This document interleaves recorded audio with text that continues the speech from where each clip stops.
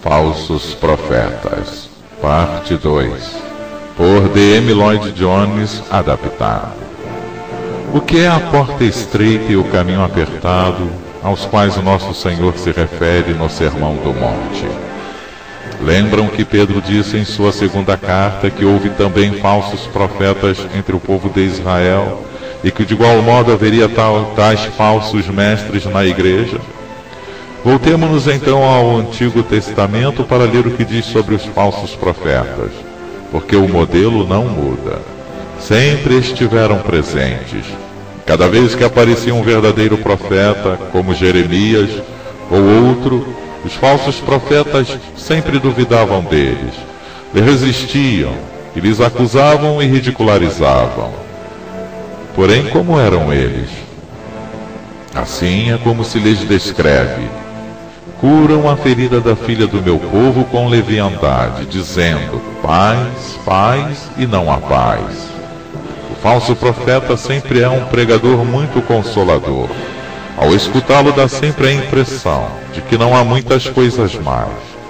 Admite desde logo que há algo mal. Não é o bastante nécio para dizer que não há nada mal. Porém diz que tudo vai bem e que tudo irá bem. Paz, paz, diz ele. Não escutem alguém como Jeremias, exclama. É de mente estreita, é um herege, não tem espírito cooperador. Não o escutem, tudo está bem. Paz, paz. Cura a ferida da filha de meu povo com leviandade, dizendo, paz, paz, e não há paz. E se acrescenta de forma aterradora, quanto ao modo como o povo de Deus recepcionava esta mensagem dos falsos profetas. O meu povo assim o quis. O povo desejava isso porque nunca lhes perturbava, nunca fazia com que se sentissem incomodados. Se tudo seguir como sempre foi, está tudo bem. Não há por que se preocupar com uma porta estreita e um caminho apertado, e nem de uma doutrina específica.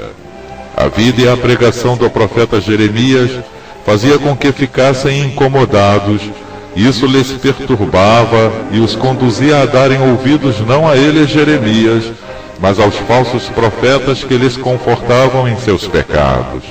Paz, paz, eles diziam e acrescentaríamos, prosperidade, prosperidade, porque é muito consolador, muito tranquilizante, sempre é assim o falso profeta no seu vestido de ovelha, sempre inofensivo e agradável, sempre invariavelmente atrativo.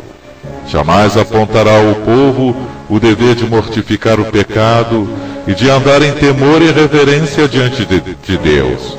Nunca exporá toda a verdade da palavra de Deus, particularmente os seus juízos contra o pecado. De que maneira isso se manifesta na prática?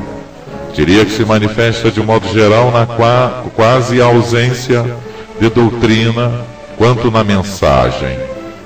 Sempre fala de variedades, de coisas vãs e, do modo geral, nunca desce a detalhes doutrinais. Não lhes agrada a pregação doutrinal. Sempre é muito vaga. Porém, alguém talvez se pergunte, o que quer dizer com isso obedecer a detalhes doutrinais e como se relaciona isso com a porta estreita e o caminho apertado? A resposta é que o falso profeta, muito raras vezes, nos diz algo acerca da santidade, da justiça e da ira de Deus. Sempre prega acerca do amor de Deus e nunca menciona as outras coisas. Nunca faz tremer a ninguém quando fala deste ser santo e majestoso com o qual todos devemos prestar contas. Não diz que crê nestas verdades. Não é essa a dificuldade. A dificuldade é que não diz nada acerca delas. Não as menciona. Não menciona as verdades que são destacadas na Bíblia.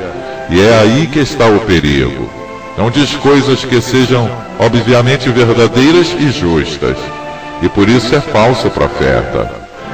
Porque todo verdadeiro profeta que fala da parte de Deus aos homens tem o dever de ensinar toda a verdade revelada. Ocultar a verdade é tão reprovável e condenável como proclamar uma heresia. E por isso o efeito de tal ensino é de um lobo devorador, como diz nosso Senhor. Outra doutrina que o falso profeta nunca enfatiza é a do juízo final e a do destino eterno dos condenados.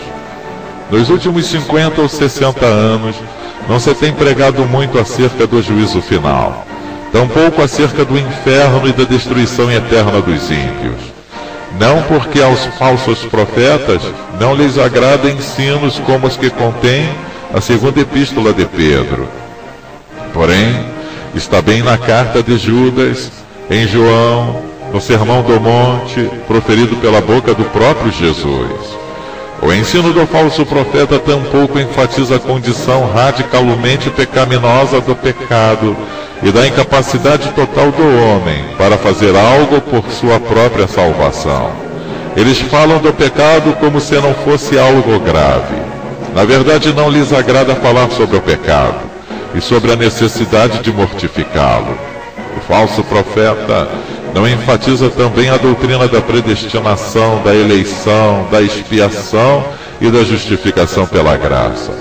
Eles falam da cruz de forma sentimental, mas nada sobre a ofensa da cruz. A pregação deles sobre a cruz não é loucura para os gentios, nem escândalo para os judeus. Através da sua filosofia, removem todo o efeito da cruz.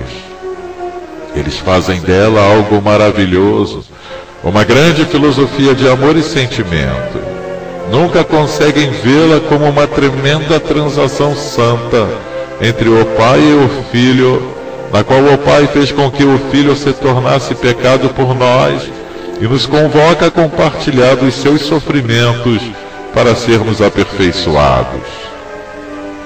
Tampouco enfatizam o arrependimento no seu sentido real. Apresentam uma porta muito ampla que conduz à salvação e um caminho muito amplo que conduz ao céu. Basta a pessoa confessar que Jesus é o Salvador, que no entendimento deles já ocorreu ali o arrependimento e a salvação. O falso profeta não diz que temos que praticar o Sermão do Monte. Nunca o veremos pregando as coisas que Jesus ordena neste sermão. O falso ensino não se interessa pela verdadeira santidade, pela santidade bíblica. Sustenta uma ideia de santidade parecida com a dos fariseus. Os fariseus escolhiam certos pecados dos quais eles mesmos não eram réus, segundo criam, e diziam que desde que as pessoas não fossem culpadas daqueles pecados, os demais não importavam. Quantos fariseus existem hoje em dia?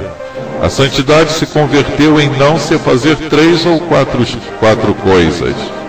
Já não pensamos em função de não ameis o mundo nem as coisas que estão no mundo.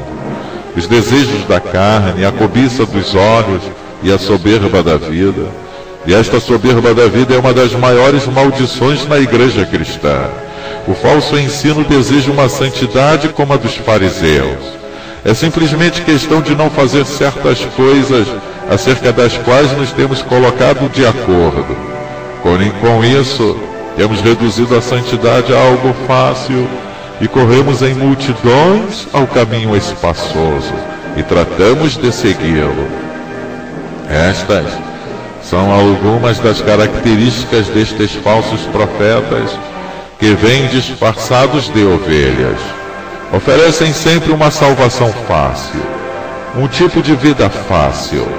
Não aconselham um autoexame diário e chegam quase a afirmar que examinar a si mesmo é uma heresia. Dizem que não temos que examinar a nossa própria alma, porque tudo o que temos que fazer é olhar somente para Jesus e nunca para nós mesmos, para descobrir o pecado. Assim, desaconselham o que a Bíblia nos aconselha que façamos. Não lhes agrada o processo de autoexame e de mortificação do pecado que ensinavam os puritanos e os grandes líderes do século XVIII como Wesley Whitefield, John Fletcher e Jonah Edwards. Eles não creem nisso porque é incômodo. Querem uma salvação fácil, uma vida cristã fácil.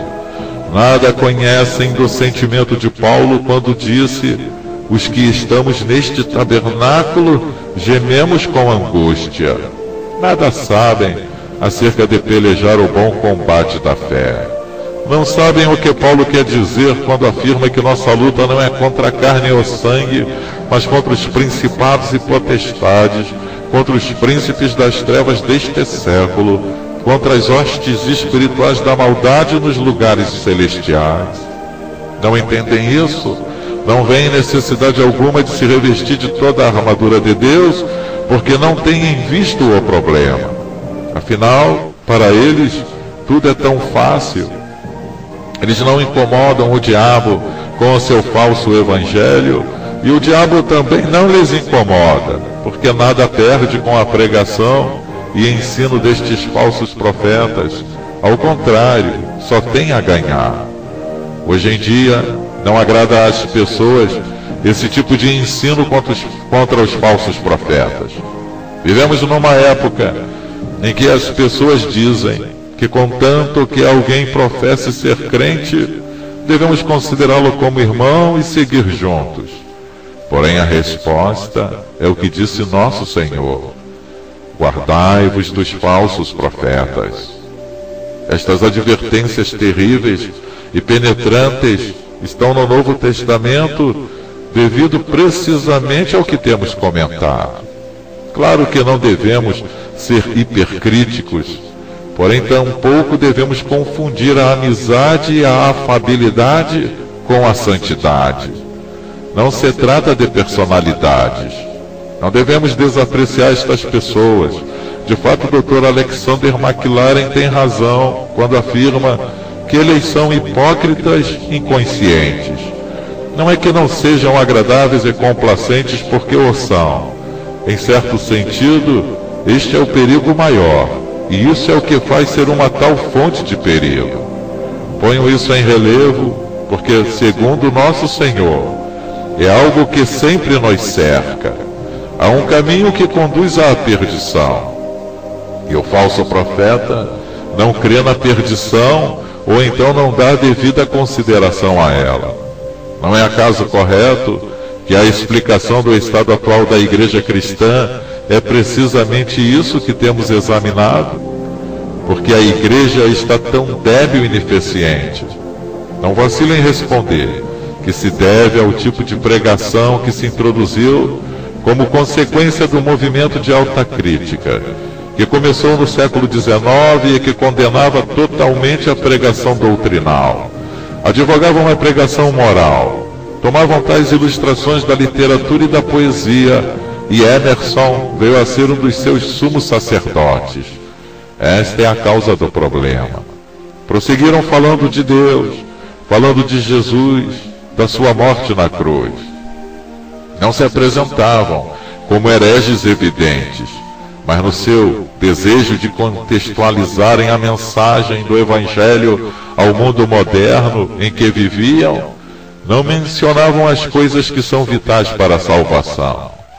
Ofereciam essa mensagem vaga, que nunca perturba ninguém. Eram sempre tão modernos e agradáveis. Estavam acompanhando a ordem do dia e não se poderia chamá-los de fora de moda. Agradavam ao gosto popular, e o resultado é o de igrejas medíocres na vida cristã que se encontram entre tantos de nós.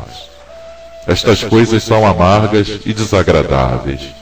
E tenho que confessar honestamente que, se não tivesse me comprometido a pregar o Sermão do Monte como estou fazendo, nunca teria escolhido estas palavras como texto. Nunca teria pregado acerca delas. Nunca tenho escutado um sermão sobre elas. Me pergunto quantos de nós o temos escutado. Não nos agrada, é molesto, porém não nos compete a escolher o que nos agrade. Isso disse o Filho do Homem, e o situa no contexto do juízo e da destruição. Assim, pois, ainda que me custe que me chamem de caçador de heresias, ou pessoa que se senta para julgar seus irmãos, é todo